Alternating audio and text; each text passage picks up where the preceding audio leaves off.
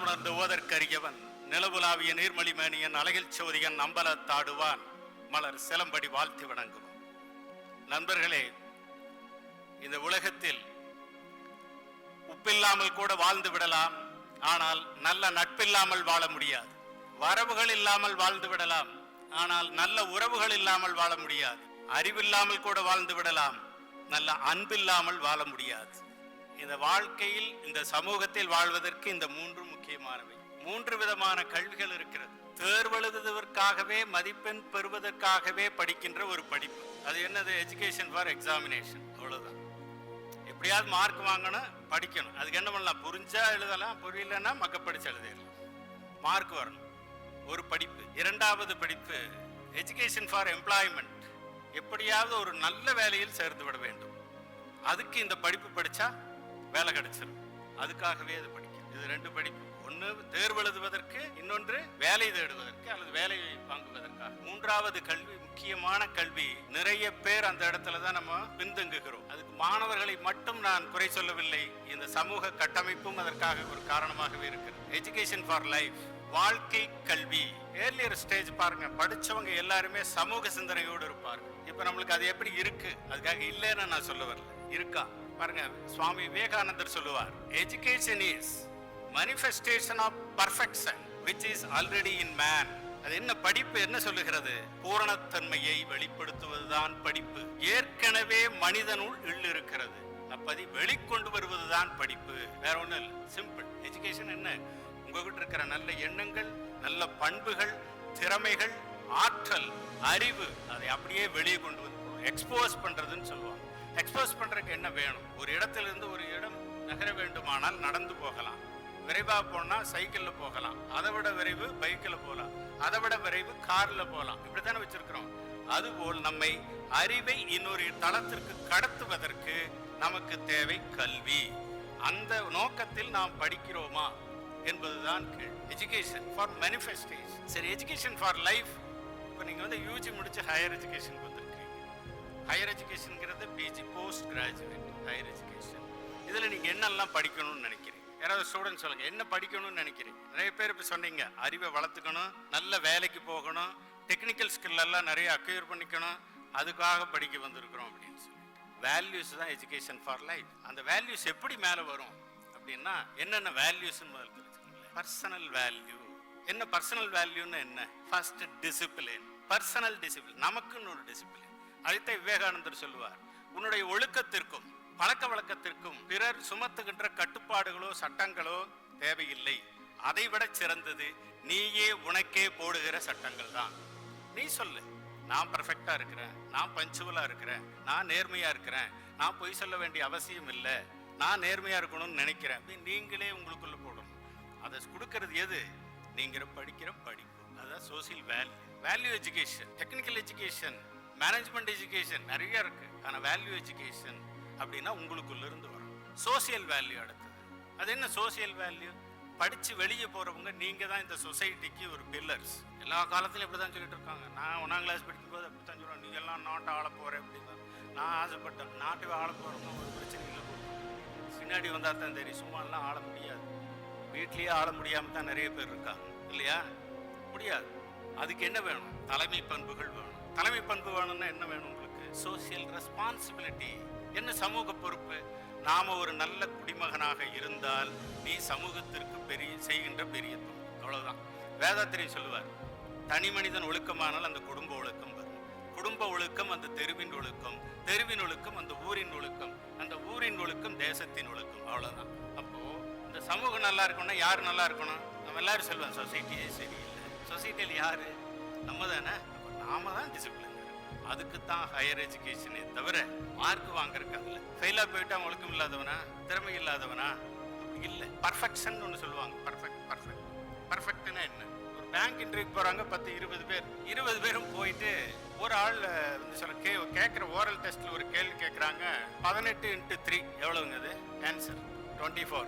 ஒருத்தன் 22ன்னு சொல்லிட்டான்.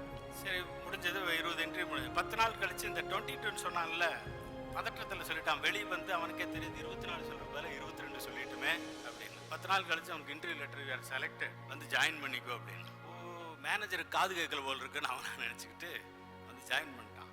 ஜாயின் பண்ணி ஒரு 6 மாதம் ஆச்சு. இவரை கன்ஃபார்ம்டுன்னு ஒரு லெட்டர் கொடுக்குறாங்க. அவனுக்கு கில்ட்டி கான்சியஸ், குற்ற உணர்வு, என்னடா ஃபெயிலாக போன நமக்கெல்லாம் இப்படி பண்ணுறாங்களேன்னு போய் மேனேஜர்கிட்ட ஒரு ரெக்வஸ்ட், சார் என்னன்னு, நான் இன்டர்வியூவில் தப்பாக ஆன்சர் சொல்லிட்டேன் சார், நீங்கள் தெரியாமல் என்ன எடுத்துட்டீங்க, வருத்தமாக இருக்குது சார், அதனால் உண்மையை சொல்லிடணும், மனசாட்சி ஒத்துக்கல அப்படின்னு சொல்கிறேன். அதுக்கு அந்த மேனேஜர் சொன்னாரா, நீ 22 சொன்னேன்னு எனக்கு தெரியும், அது தப்புன்னு தெரியும், ஏன் உன்னை நான் செலக்ட் பண்ணேன்னா வந்த 20 பேர்த்தில் சரியான பதிலுக்கு நியரஸ்ட் ஆன்சர் சொன்னவன் நீ ஒருத்தன் தான். இப்போ நம்மெல்லாம் நியரஸ்ட் ஆன்சர்களை தவிர கரெக்ட் ஆன்சர் கிடையாது, அதை முதல்ல மனசுக்குள்ள வச்சுக்க. அப்படின்னு என்ன அர்த்தம்? Perfection is a perception of an individual. புரியுதா? இது என்ன பிலாசபின்னா, நீ ஒழுக்கமா இருக்கணும், நான் சரியா இருக்கணும் அப்படிங்கிறத யார் முடிவு பண்றது? நீ தான் முடிவு. இப்போ நீங்க எல்லாம் ட்ரெஸ் பண்ணிட்டு அழகா வெளியே வர்றீங்க, என்ன நினைச்சிட்டு வர்றீங்க? நமக்கு இது ஓகே, இன்னைக்கு இது ஓகே, அதனால அவனுக்கு பர்ஃபெக்ஷன். இது அடுத்தவங்க சொல்லணும்ங்கிறது தனக்கு. ஒரு அம்மாவை கேட்டு பாருங்க, உங்க பொண்ணு எப்படி இருக்கா? அருமையானது, என் பொண்ணு மாதிரி ஒரு பொண்ணு யாருமே பார்க்க முடியாது. இதுதானுங்க இது. அப்ப நாம தான் நம்மளை ரசிக்க பழகணும், நம்ம திறமையை போட்டு பழகணும். அப்ப செல்ஃப் டிசிப்ளின்ங்கிறது ஆட்டோமேட்டிக்கா வரும். ஃபேமிலி வேல்யூ அடுத்தது, நீங்க இதைத்தான் பார்க்கணும். ஃபேமிலி வேல்யூ, குடும்பத்துல நமக்குன்னு ஒரு கல்ச்சர், நமக்குன்னு ஒரு ட்ரெடிஷன், டிசிப்ளின். போற இடத்துலயும் வந்த இடத்துலயும் அதையெல்லாம் மறந்துட்டு போடாத போக்கில் போயிட்டு இருக்கிறாங்க. அதெல்லாமே காலங்காலமாக பராமரிக்கப்பட்டது. இப்போ அப்படியே இந்த எஜுகேஷன், எம்ப்ளாய்மெண்ட் இதெல்லாம் டிசாஸ்டர் ஆகிட்டு, அதை காப்பாற்றுறது அடுத்த ஜென்ரேஷன் கொடுக்குறது. ஹையர் எஜுகேஷனில் நீங்கள் இதை தான் முதல்ல உள்ள எடுத்துக்கணும். குடும்பத்தினுடைய ஒரு கௌரவம்னு ஒன்று இருக்கும், குடும்பத்துக்கு ஒரு ட்ரெடிஷன் இருக்கும், அவங்களுக்கு ஒரு பழக்க வழக்கம் எல்லாமே இருக்கும். அதெல்லாம் நல்லது அப்படின்னு நினச்சி பெற்றோர்கள் சொன்னால் அதை கேட்டுக்கணும். அது நிறைய இடத்துக்குள்ள திரைமறைவில் அப்படியே போயிட்டே இருக்குது மாறி மாறி. நேஷனல் வேல்யூ, தேசப்பற்று, தொண்டும் துறவும்.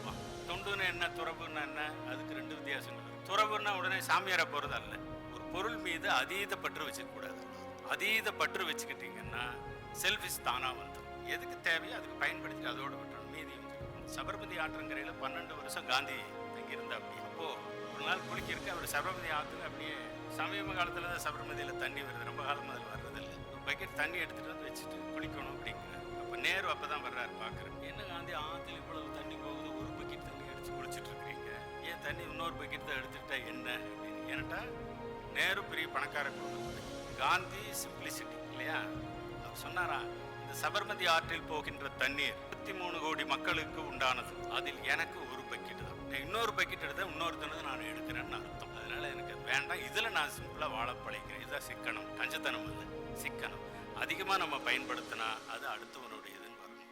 இதுதான் சோசியல், சமூகப்பற்று. சமூகத்துக்கு தேவையானது இது எங்கேருந்து வரும்? அடுத்த ஜென்ரேஷன். ஹையர் எஜுகேஷன் நீங்கள் சொல்கிறீங்க இல்லையா, நீங்கள் தான் அதுக்கு ரோல் மாடலாக போகணும். நான்லாம் யூஜி படிக்கும் போது ஆர்ட்ஸ் காலேஜில் ஒரு மாதிரி சுற்றிக்கிட்டு இருப்போம். இந்த பிஜி படிக்கிற வந்தாங்க, அவங்க கிட்ட ஒரு டிசிப்ளின் தெரியும். லைனாக போவாங்க, அக்கம் பக்கம் இந்த ரவுஸ் இருக்காது, பேச்சு இருக்காது, சைலண்ட்டாக போவாங்க, கிளாஸுக்கு போவாங்க, வருவாங்க. அவங்கள பார்த்தா இந்த தகராறு பண்ணுற ரவுஸ் பண்ணுற பையனே பண்ண மாட்டாங்க. பிஜி ஸ்டூடெண்ட்ஸ் வர்றாங்கடா அப்படின்னு ஒதுங்கி நின்றுவோம். சரி, அவங்கக்கிட்ட அந்த ஒரு டிசிப்ளின் இருந்தது, அதே தான் அவங்கக்கிட்ட வரணும். So you are the role model to the next society. Spiritual வேல்யூன்னு என்ன? உடனே காவி கட்டி காட்டிட்டு போகிறதல்ல ஆன்மீகம் என்பது. ஆன்மீகம் என்பது பிறரிடத்தில் அன்பு செலுத்துவது தான் ஆன்மீகம், கருணை காட்டுதல் தான் ஆன்மீகம், சக மனிதர்களை மனிதர்களாக மதிப்பது தான் ஆன்மீகம். இது உங்ககிட்ட இருந்து தான் வரணும். இது பெற்றோர்களுக்கு சொல்ல வரேன் பாருங்களேன். ஒரு பையனை பக்கத்து வீட்டு பையன் கூட முதல்ல கம்பேர் பண்ணாது. Don't compare. பக்கத்து வீட்டு பையன் இன்னொரு கோர்ஸ் படிக்கிறானுங்கிறக்காக உங்கள் பையனை படிக்க வைக்காதீங்க. தூக்கணாங்குருவி கூடு கட்டுறது பார்த்து கேள்விப்பட்டிருக்கீங்களா? தூக்கணாங்குருவி கரையான் புத்து கட்டுதா, சிலந்தி வலை பின்னுதா, வெவ்வேறு திறமை. சிலந்தி கூடு கட்ட சொன்னா கட்டாது, கூடு கட்டுற தூக்கணாங்குருவி கொண்டு போய் சிலந்தி வலை பின்ன சொன்னா பண்ணாது. இந்த 2ம் கரையான் புத்து கட்டாது. அப்படின்னு என்ன? 3ம் வெவ்வேறு திறமை. அப்போ ஒவ்வொருத்தருக்கிட்ட ஒவ்வொரு திறமைகள் இருக்கும், அதைத்தான் வளர்த்து எடுக்கணுமே தவிர. இந்த தூக்கணாங்குருவி ஒரு ஸ்பெஷல், அது கூடு கட்டும், 2 ரூம் வச்சு கட்டும். தூக்கணாங்குருவி பார்த்துருக்கீங்களா? ஒரு அடுத்தவங்க யார் முடிஞ்சாலும் போய் பாருங்க, 2 கூடு கட்டும். அந்த கூடு கட்டுறதுலேயே எமர்ஜென்சி எக்ஸிட் வச்சிருக்கும். இப்பெல்லாம் கஸ்டமர் ஆடிட்டு ஐஎஸ்ஓ ஆடிட்டு வந்தால் தான் எமர்ஜென்சி எக்ஸிட் எங்கன்னு வைக்கிறாங்க. தூக்கணாங்குருவிக்கு அந்த கூட்டில் 2 வழி இருக்குது. ஒரு கூடு உள்ளே போகும், ஏதாவது ஒன்று தேர்ட் பார்ட்டி உள்ளே வந்து அட்டாக் பண்ணது இருந்துச்சா பின்னாடி ஒரு வழியாக போயிடும், அது தெரியவே தெரியாது. சேஃப்டி, அதுக்கு என்ன அறிவு கொடுத்துருந்தாங்க சேஃப்டிக்கு, அது பண்ணியிருக்கு. இன்னொன்று, அந்த ரூம்குள்ளே வெளிச்சம் வேணும் இல்லையா, அதுக்கு லைட் வச்சிருக்கு. எப்படி வச்சு? மின்மினி பூச்சிகள் இருக்கு இல்லையா, அதை 2 எடுத்துகிட்டு போய் ஒவ்வொரு ரூமில் ஒன்று வச்சு வெளிச்சம். இந்த architect knowledge, civil engineering knowledge அந்த தூக்கணாங்குருவிக்கு யார் கொடுத்தது? கரையானுக்கு அழகான மண்ணடி, எல்லா இடத்துலையும் கரையான் கூடு கட்டாது, குத்து கட்டவே கட்டாது. அந்த சாஃப்டா இருக்கிற மண்ணை தேடி அந்த இடத்துல தான் கட்டும். எப்படி அந்த சாயில் செலெக்ஷன் அதுக்கு வந்துச்சு? அப்போ இயற்கையிலேயே ஒவ்வொரு திறமையும் ஒவ்வொரு இடத்துல வச்சிருக்கு. நாம அதை கண்டுபிடிக்கணும். அதை யார் கண்டுபிடிக்கணும்னா, ஒன்று பெற்றோர், ரெண்டாவது ஆசிரியர். இவங்க 2 பேர் தான் கண்டுபிடிக்கும். அதனால தான் மாதா, பிதா, குரு, தெய்வத்தை கடைசியை கொண்டு வச்சுருவான். தெய்வம் கொடுத்துருவான், வேற ஒன்றும் சொல்ல மாட்டான். தெய்வம் நமக்கு 2-3 பேரை அனுப்புவான். அப்போ நம்மளால கூட அனுப்புவான், நீ சொல்லி கூட அவங்கள பார்த்து தெரிஞ்சுக்கணும். இன்னொன்று வாத்தியாரை அனுப்புவாங்க. நம்ம யாரையுமே கேட்க மாட்டோம், நாமளே பண்ணுவோம்னா அத்திபுத மாதிரி 1-2 பேர் தான் மேலே வந்திருப்பான்.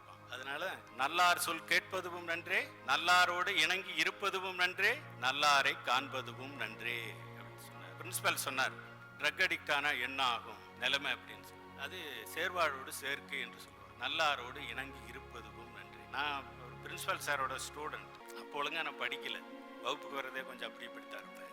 ஆனால் அந்த காலகட்டத்தை வேஸ்ட் பண்ணது பின்னாடி நான் ரெக்கவர் பண்ணுறதுக்கு எவ்வளோ கஷ்டப்பட்டேன்னு எங்களுக்கு தெரியும். படிக்கிற காலத்தில் இந்த சின்சியாரிட்டி. அப்புறம் அந்த நீ என்ன ஆகணும் அப்படிங்கிறது நீ தான் டிசைன் பண்ணணும், பக்கத்து வீட்டுக்காரன் டிசைன் பண்ணவே கூடாது. உனக்கு வாழ்க்கையில் என்ன ஆகணும்னு நினைக்கிறீங்கிறது முடிவு பண்ணுங்க. எல்லாருக்கும் அறிவு தானே, அறிவு இருக்குல்ல, மூளை இருக்குல்ல. இந்த பக்கம் 700, இந்த பக்கம் 700, பிரெயின் 1400 கிராம். நீங்க தானே யூஸ் பண்ணணும். கரண்ட் 240 வோல்ட் கொடுத்துட்டாங்க, டிரான்ஸ்ஃபார்மர்லேருந்து நமக்கு வந்துடுச்சு. எப்படியெல்லாம் யூஸ் பண்ணுறோம். இந்த மைக்குள்ளே வந்தால் என்ன பண்ணுது? கத்துது. ஃபேனுக்குள்ளே போனால் சுத்துது, ஃப்ரிட்ஜுக்குள்ளே போனால் குளிருது, ஏசிக்குள்ளே போனால் குளிருது, அயன் பாக்ஸுக்குள்ளே போச்சுன்னா சூடு அடிக்குது. அப்போ உனக்கு என்ன வேணும் அப்படிங்கிறத நீங்கள் டிசைன் பண்ணுங்க. இந்த எலக்ட்ரிக் பவர் மாதிரி உள்ள பிரெயின் இருக்கு. நீ என்னவாகணும்? பிச்சைக்காரன் ஆகணுமா, பெரிய ஆள் ஆகணுமா? 3 மாதத்துக்கு ஒரே மாதிரி நினச்சிட்டுங்க, அப்படியே ஆயிடுவீங்க. என்ன நினச்சிருக்கிறோம்? அப்போ நம்ம சம்பாரிச்சு வச்சிருக்காங்க, அதில் ஜாலியாக இருக்கலாம்னா அப்படியே இருக்கலாம். குந்தி தின்றால் குன்றும் மாளும். உட்கார்ந்து சாப்பிட்டீங்கன்னா மலையளவு இருக்கிற சொத்து கூட கரைஞ்சு போயிடும். உழைப்புங்கிறது என்றாடும் அவசியம். அது எந்த மாதிரி உழைப்புங்கிறது நீங்கள் முடிவு பண்ணுங்க. என்னமா வரணுங்கிறது நீங்கள் முடிவு பண்ணுங்க. ராஜாவுக்கு வீட்டில் யாராவது மகாராஜா வீட்டில் குழந்தையா பிறந்திருக்கிறீங்களா? மகாராஜா வீட்டில் குழந்தை பிறந்த என்ன சொல்லுவாங்க? இளவரசர் பிறந்திருக்கிறாரு, இளவரசி பிறந்திருக்கிறாங்கன்னு சொல்லுவாங்க. சரி, ஒரு முதலாளி வீட்டில் குழந்தை பிறந்தா சின்ன முதலாளி பிறந்திருக்காருன்னு சொல்லுவாங்க இல்லையா? சரி, ஒரு கம்பெனியில ஒரு ஜிஎம்மா இருக்காரு, அவர் வீட்டில் குழந்தை பிறந்த என்ன சொல்லுவாங்க? சின்ன ஜிஎம் பிறந்திருக்காருன்னு சொல்லுவாங்களா? குழந்தை பிறந்திருக்கு. ஒரு எம்எல்ஏ வீட்டில் குழந்தை பிறக்குது, என்ன சொல்லுவாங்க? சின்ன எம்எல்ஏன்னு சொல்லுவாங்களா? குழந்தை பிறந்திருக்குன்னு சொல்லுவாங்க. சரி, ஒரு மந்திரி வீட்டில் குழந்தை பிறந்தா சின்ன மந்திரி பிறந்திருக்காருன்னு சொல்லுவாங்களா? குழந்தை பிறந்திருக்குன்னு தான் சொல்லுவாங்க. அப்படின்னா அந்த 2 தான் விதிவிலக்கு இந்த நாட்டில் காலங்காலமா. முதலாளி வீட்டில் குழந்தை பிறந்தா அந்த சேருக்கு அடுத்தது அவர் அப்படியே வந்துடும், வாரிசு உரிமைக்கு வந்துடும். ராஜா வீட்டில் குழந்தையா பிறந்தா அப்படியே அந்த சீட்டுக்கு வந்துடும். இப்போ நாட்டில் அப்படித்தான் நடந்துட்டு இருக்கு. அந்தந்த வீட்டில் பிறந்தா அந்தந்த வீட்டுக்கு வந்துடலாம். ஆனால் நான் வேலைக்கு போகிற இடத்துல எனக்கு அப்புறம் என் பையன் அந்த சீட்டில் உட்கார வைப்பாங்களோ? விட மாட்டேன். அப்படின்னா அதே வேலைக்கு வரணும்னா என்ன பண்ணணும்? படிக்கணும். படிச்சா என்ன வரும்? அறிவு வரும். அறிவு வந்தா என்ன வரும்? ஆற்றல் வரும். ஆற்றல் வந்தா என்ன வரும்? செயல்திறன் வரும். செயல்திறன் வந்தா என்ன? தலைமை பண்புக்கு வந்துருவீங்க. அப்போ நீங்க படிக்கணும். படிக்கிறதுனா எப்படி படிக்கணும்? 3 விதமான படி. கரையில் தேடினால் சிப்பிகள் கிடைக்கும், கடலில் தேடினால் மீன்கள் கிடைக்கும், ஆழ்கடலில் தேடினால் தான் முத்துக்கள் கிடைக்கும். டீப் ஸ்டடி, புரிஞ்சு படிக்கிறது, இன் டெப்த் ஸ்டடி. நீங்க படிக்கணும்னா புக்கை மட்டும் படிக்காதீங்க, அதுக்கு ரிலேட்டடா உங்க ப்ரொஃபசர்ஸ் நிறைய பேர் ஆர்டிக்கல் எழுதுறாங்க, அதை படிங்க. எசன்ஸ் அப்படியே ஜூஸ் போட்ட மாதிரி இருக்கும். ஆர்டிக்கல் படிச்சு பழகுங்க. ரீடிங்ல ஆர்டிக்கல் ரீடிங் தான் very best method to acquire the deep knowledge. அதை படிங்க. நம்ம லைப்ரரி பக்கம் ஒதுங்க மாட்டோம், படிக்கிறதுக்கும் போக மாட்டோம், வெத்தல்வாக்குப்பட்டியாட்ட மொபைலையே தேய்ச்சிட்டு இருப்போம். அப்படின்னா பெற்றோர்களும் அப்படித்தான். கொஞ்சம் பொறுமையா இருக்கும். தம் பையன் உடனே எல்லாம் மேஜிக் பண்ண முடியாது. ஒரு குரங்கு குட்டி விவசாயம் பண்ணுச்சு, விதை போட்டுச்சு, உட்காந்து பார்த்துக்கிட்டே இருக்கும், தண்ணி ஊற்றிக்கிட்டே இருக்கும். 1 வாரம் ஆச்சு, ஒன்றும் முளைக்கல. சோகமாக உட்காந்துச்சு. தாய் குரங்கு வந்துச்சு, ஏங்க பாவமாக இருக்கிற, என்ன ஆச்சு? விதை போட்டேன், முளைக்கவே மாட்டேங்குது, வருத்தமாக இருக்கு, என்ன பண்ணன? தண்ணி ஊற்றுனியா? தண்ணி ஊற்றுனேன், பக்கெட்டாக ஊற்றுனேன். அப்புறம் ஏன் முளைக்கல? வேற என்ன பண்ணுனேன்? தண்ணி ஊற்றுனேன்னா அடுத்த நாள் முளைச்சிடுச்சான்னு தோண்டி பார்த்தேன், முளைக்கலான்னு மறுபடியும் வச்சுட்டு மறுபடியும் தண்ணி ஊற்றுனேன். என்ன அது? விதை உறங்கு காலம்னு ஒன்று உண்டு. ஒரு விதை போட்டால் 5 நாள் அல்லது 6 நாள் 7 நாள் அதுக்கு தகுந்த மாதிரி பொறுமையாக காலம் இருந்தால் தான் அப்படியே மெல்லும். நம்ம என்ன நினைக்கிறோமா, பையன் படித்தோன்னா கலெக்டர் ஆயிடுவான், காலேஜுக்கு போனோன்னா அங்கே டிசிஎஸ்ல நம்மளை கூப்பிட்டுக்குவாங்க. வரவே வராது. அதற்குன்னு ஒரு காலம், அதற்குன்னு ஒரு தகுதி, அது எல்லாம் வளர்த்துறதுக்கு நீங்கள் பொறுமையாக இருந்தால் தான் வரும். அவசரம் மட்டும் படாது. அதனால தான் குழந்தைகளை தொட்டு பேசுங்க. பெற்றோர்கள் தூரமாக நின்று பேசிட்டு இருக்காங்க. குழந்தைகளை பக்கத்தில் உட்கார வைங்க, தொட்டு பேசுங்க. அவர்கள் உங்களுக்கு நண்பர்கள். அப்படி பேசி பாருங்க. இதுல என்ன, ஆசிரியருக்கும் மாணவருக்கும் இடைவெளி இருக்கக்கூடாது, தொழிலாளிக்கும் முதலாளிக்கும் இடையில இடைவெளி இருக்கக்கூடாது, கணவனுக்கும் மனைவிக்கும் இடைவெளி இருக்கக்கூடாது, அதுபோல் பெற்றோருக்கும் பிள்ளைகளுக்கும் இடைவெளி இருக்கக்கூடாது. அப்படி பரஸ்பரமா இருந்துட்டீங்கன்னா உங்க பையன் தப்பு பண்ண, இன்னைக்கு நாங்க தப்பு பண்ணிட்டேன்னு சொல்லுவான். என்னென்ன என்ன நினைக்குதோ அதெல்லாம் உங்க கூட சொல்லுவான், ஃப்ரெண்டா வந்து பேசுவான். அப்பதான் அவன் தப்பு செய்யறானா சரியா இருக்கானா. நீங்களும் அவங்ககிட்ட ஓப்பனா பேசணும், ஃப்ரெண்ட்லியா.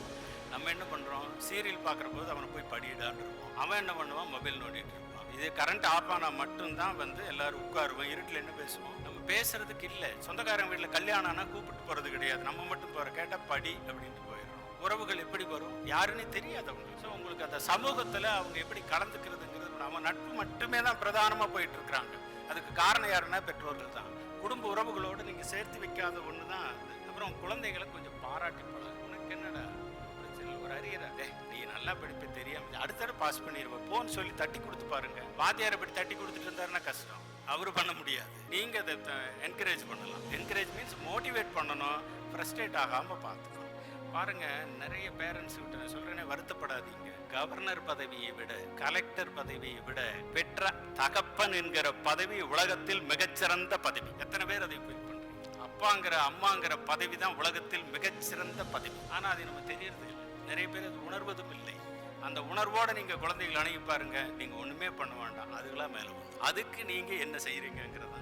பாராட்டுறதுன்னு எப்படி பாராட்டுறது, பாராட்டுறதுன்னு எப்படி பாராட்டுக்கு மயங்காத ஆள் யாராவது இருக்காங்களா? மயங்காத ஆட்கள் பாராட்டுனா உடனே சந்தோஷப்படுறோம் இல்லையா? மயங்காத ஆட்கள் யாரும் இருக்கு? பாராட்டுன்னா அதை ஒரு மாதிரி விசுக்குன்னு போய் ஏடா கூடமா பாராட்டக்கூடாது. நீங்க இந்த கதை கேள்விப்பட்டிருப்பீங்க. ஒரு ஆபீசர் ஒருத்தர் டல்லா இருக்காரு ஆபீஸ்ல. கேட்ட, ஏன்டா என்ன எப்பப்பாரு சோகமாவே இருக்க, என்னாச்சு உனக்கு அப்படின்னு. இல்லை சார், வீட்டில் ஒரே சண்டை சார், ஒரே சங்கடமா இருக்கு. எப்போ போனாலும் கொஞ்சம் பாராட்டினே ஏதோ ஒன்று சண்டையெல்லாம் சரியாயிப்பாரு. அவன் சரி சரியா இருக்கு போல் இருக்குன்னு நினைச்சிட்டு வீட்டுக்கு போறான். சாப்பிடலாம் சொல்லாம கொள்ளாம வீட்டுக்கு போயிடுறான். சாப்பாடு போட்டு சாப்பிட்றான். சாப்பாடு போட்டிருக்காங்க. சாப்பிட்டுருக்க கூந்தல் முடி நீளமா ஒன்று சாப்பாட்டில் வரும். அது என்ன சொல்லணும், இலையில் கிடக்கின்ற இந்த கூந்தல் உனது தலையில் இருந்தால் எவ்வளவு அழகாக இருக்கும். ஆனா மனசுக்குள்ள வேகம், சோறு திங்க முடியாமல் பண்ணிட்டாங்களே. ஆனால் சொல்லும்போது அப்படி ஒன்றா சொன்ன ஒரு சந்தோஷம், என்ன இது கிறுக்கு மேல் இருக்குது, இந்த கணத்தீவா நம்ம திட்டிகிட்டு இருந்தோம் அப்படின்னு நினைக்கும், விட்டுரும். அப்புறம் சாப்பாடெல்லாம் சாம்பார் சாப்பாடு இதெல்லாம் முடிஞ்சது. ரசம் ஊற்று சாப்பிட்டு பார்த்தா சூப்பராக இருக்கு. அடுத்தது ஊற்ற போகும்போது கையை பிடிச்சிட்டு, இது சாம்பார் இன்னைக்கு சூப்பராக இருக்குது. ஆமாம், என்ன இவ்வளவு சாம்பார் நல்ல, இது ரசம் இவ்வளவு நல்லா இருக்குது. பிடிச்சிக்கிட்டு இந்த கைக்கு என்ன போடணும், தங்க வளையல் போடணும், கையபடியா அப்படின்னுச்சு. பலார்னு ஒரு அரை விட்டுச்சான். ஏன்னா ரெகுலராக நான் ரசம் வைக்கிற ஒன்றுமே சொல்லலை. இன்னைக்கு ஏதோ வீட்டுக்கு வர்றேன்னு, பக்கத்து வீட்டில் அவசர அவசரம் வர்றேன்னு பக்கத்து வீட்டில் ரசம் வாங்கினேன், அதுக்கு வளையல் போடலான்னு. எத்தனை நாளடா இந்த நினைப்பு உனக்கு இருக்குன்னு கேட்டுச்சான். பாராட்டுற போது பத்திரமா பார்த்து பாராட்டணும், இல்லைன்னா அதுவும் சிக்கல். ஆனால் பாராட்ட மாட்டோம். இப்போ நீங்கள் காலேஜுக்குள்ளே வர்றீங்க இல்லையா, வரும்போது நீங்கள் ஃபஸ்ட்டு குட் மார்னிங் சொல்கிறதோ அல்லது தேங்க்ஸ் சொல்கிறதோ யாருக்கு சொல்லணும்னா, இந்த செக்யூரிட்டி அண்ட் ஹவுஸ் கீப்பிங் ஆளுங்களுக்கு. நீங்கள் வர்ற இடத்த சுத்தம் பண்ணுறது அவங்க தானே. அவங்களுக்கு என்றைக்காவது யாராச்சும் சொல்லியிருக்கீங்களா? உங்கள் செக்யூரிட்டி கார்டுக்கு நீங்கள்லாம் போயிட்டு அந்த ப்ராப்பர்ட்டி அவங்க தானே காப்பாற்றுறாங்க, வெயில் மழை. என்னைக்காச்சும் ஒரு தேங்க்ஸ் சொல்லியிருக்கிறாங்க அவங்களுக்கு? காலையில் வரும்போது வணக்கம் சொல்லியிருக்கிறீங்களா? இந்த கூட்டம் உங்களுக்கு சொல்லியிருக்கிறீங்களா? சொல்லி பாருங்களேன் எப்படி இருக்குன்னு. இதுதான் சோசியல் வேல்யூ. சக மனிதனாக மதிப்பதுங்கிறது அங்கிருந்து தான் ஸ்டார்ட் பண்ணணும். நம்ம இப்போ நேரம் வந்தோன்னா பிரின்சிபலை பார்த்து வணக்கம் சார்ன்னு சொன்னால் அது வந்து நீங்கள் எதுக்கு கொடுக்குறீங்க? ஹைரார்க்கியல் போஸ்ட். நம்ம வாத்தியாருங்கிறதுக்கு கொடுக்குற எல்லாம் கரெக்ட், உங்கள் ப்ரொஃபஸர் கொடுக்குறீங்க, அவங்கள யாருமே கண்டுக்கிறது இல்லையே. First recognise the people those are dedicatedly work இல்லையா? அதுதான் ஹையர் எஜுகேஷனுடைய மனிஃபெஸ்டேஷனுங்கிறது. அதுதான் உங்களுக்கு பண்பு வெளிப்பு காட்டுறது. அதுதான் பொய் சொல்றதுங்கிறது ஒரு விதம், வேஸ்ட் பண்ணுறது. ஒரு பழமொழி சொன்னது, சிந்துபவனுக்கு தெரியாது ஒருவருக்கை சோற்றின் அருமை, அதை எடுத்து செல்லுகின்ற எறும்புகளுக்குத்தான் தெரியும் அது அருமை. நம்ம சாப்பிடும்போது எத்தனை வேஸ்ட் பண்ணுறோம்? ஹாஸ்டலில் பிடிச்சா வாங்க, பிடிக்கலைன்னா அளவை வாங்கி சாப்பிடணும், அப்படியே கொண்டு டஸ்ட்பின் போடணுமா? ஹாஸ்டலில் இருக்கிறவங்க அப்படியே கொண்டு அதனோட அருமை உங்களுக்கு தெரியாது. அதுக்கு உங்கள் பேரண்ட்ஸ் பணம் கட்டுறாங்க, காலேஜ் அதுக்கு பெரிய எஃபர்ட் எடுத்து தான் அந்த உங்களுக்கு ஹாஸ்டலில் டைம் சாப்பாடு கொடுக்குது. ஆனால் நம்ம என்ன பண்ணுவோம், சாதாரணமாக வாங்கி போட்டுக்க வேறு பக்கம் வெளியே போய்ப்பாங்க சாப்பிடும். ஆனால் அந்த குற்றைங்களே, அந்த ஒரு சோத்தினுடைய பருக்கையினுடைய அருமை யாருக்கு தெரியும்? அது கிடைக்காதவனுக்கு தான் தெரியும். அந்த எறும்பு பாருங்க, 4 எறும்பு சேர்ந்து ஒரு சாப்பாடை தூக்கிட்டு நீங்கள் வேஸ்ட்டாக போட்டு. ஸோ அந்த வேஸ்ட் எலிமினேஷன் இதெல்லாம் எங்கே வரும்னு பாருங்க. அடுத்தது பாரவி என்கின்ற ஒரு சமஸ்கிருத கவிஞர். உங்களுக்கு வந்து எப்பவுமே நீங்கள் செஞ்சதை பாராட்டணும்னு நினைக்காதீங்க. பாராட்டணுங்கிறது அவங்களுக்கு, நீங்கள் பாராட்டணும்னு எதிர்பார்க்காதீங்க. எல்லாத்துக்கும் பாராட்டிகிட்டே உட்காந்துருப்பாங்களா? பாரவி என்கிற சமஸ்கிருத கவிஞன் நல்ல கவிதை எழுதக்கூடிய, சின்ன வயசு எழுதிட்டு இருக்கான். அப்புறம் ஊரே பாராட்டுது. அப்புறம் அவங்க அப்பா மட்டும், ஆமாம் இவன் இனத்தை கழிச்சான், ஒன்றும் சரியில்லை போ, இனத்தை கழிச்சான், ஒன்றும் சரியில்லை போன்னு ரொம்ப நாள் சொல்லிக்கிட்டே இருப்பான். ஒரு காலகட்டத்தில் அவனுக்கு அவங்க அப்பா மேலே ரொம்ப கோபம். அவங்க அப்பாவை கொலை செய்யறதுன்னு முடிவு பண்ணி இப்படியே எல்லாம் ஊரே பாராட்டுது, இந்த ஆள் மட்டும் என்ன வந்து வேஸ்ட்டுங்கிற அப்படியே. சரி நீங்கள் அப்பாவை கொண்டுடலான்னு சொல்லிட்டு போகிறான். வீடு சாத்தி இருக்குது, அந்த அருவாள் எடுத்துக்கிறான். எடுக்கிற போது அதிலிருந்து ஒரு துணுக்கு கீழே விழுகுது. அதை எடுத்து படித்தான். எதை செய்வதாக இருந்தாலும் ஒரு முறைக்கு இருமுறை யோசித்து செய்யவும் அதில் எழுதியிருக்குது. ஒரு தடவைக்கு 2 தடவை யோசிப்பேன். இப்போ அப்பாவை கொல்ல போகிறோம், கொல்லலாமா வேண்டாமான்னு யோசிக்கிறான். போய் இப்போ கதவை கிட்ட நிற்கிறான். உள்ள அப்பா அம்மாவும் பேசிக்கிறான். அது காதில் கேட்குது. அவங்க அம்மா கேட்குது, என்னங்க ஊரே பாராட்டுது உங்கள் பையனை, நீங்கள் மட்டும் ஏன் பையன் சரியில்லை, அவன் எனத்த கவிதை எழுதுறான்னு அவனை தரக்குறைவாகவே பேசிகிட்டு இருக்கிறீங்களே, அவன் எவ்வளோ மனம் வருத்தப்படுவான் அப்படின்னு கேட்குறான். அந்த அப்பா சொல்கிறாரு, நான் அதுக்கு சொல்லலை, நாம் இப்போவே அவன் நல்லா செய்கிறான்னு சொல்லிட்டா நமக்கு பர்ஃபெக்டாக நல்லா செய்கிற போல் இருக்குன்னு அவன் திறமையை அத்தோடு நிறுத்திடுவான். அதனால் சரியில்லைன்னு சொன்னால் அவன் இன்னும் மேலே போகணுங்கிறதுக்காக முயற்சி செய்யட்டுமே, நல்ல கவிஞனாகட்டுமே. இப்போவே அவன் நல்லா கவி எழுதுறான், எனக்கு சந்தோஷம்தான் உள்ள, ஆனால் வெளியே நான் காட்டிக்கல, ஏன்னா அவன் இன்னும் மேலே வளரணும், அதுக்காகத்தான் நான் சொன்னேன் அப்படிங்கிற டயலாக் அவன் காதில் விழுகுது. அப்போ பார்க்குறான், சே அப்பா நம்மளை வந்து வேணும்னு திட்டலை, வேணும்னே தரக்குறவா பேசலை, நம்ம முன்னேற்றத்துக்காகத்தானே பேசியிருக்கிறாரு, நாம் எவ்வளவு தப்பு பண்ணிட்டோம், கொலை செய்கிற அளவுக்கு தப்பு பண்ணிட்டோமே அப்படின்னு யோசிச்சுட்டு பார்க்குறான். அந்த துணுக்கு பார்க்குறான். எதை செய்வதாக இருந்தாலும் ஒரு முறைக்கு இருமுறை யோசிக்கணும். அதுதான் அவரை காப்பாற்றிருக்குது. உடனே உள்ள கதவு திறந்துட்டு போகிறான். நேராக அவங்க அப்பா காலில் விழுகிறான்.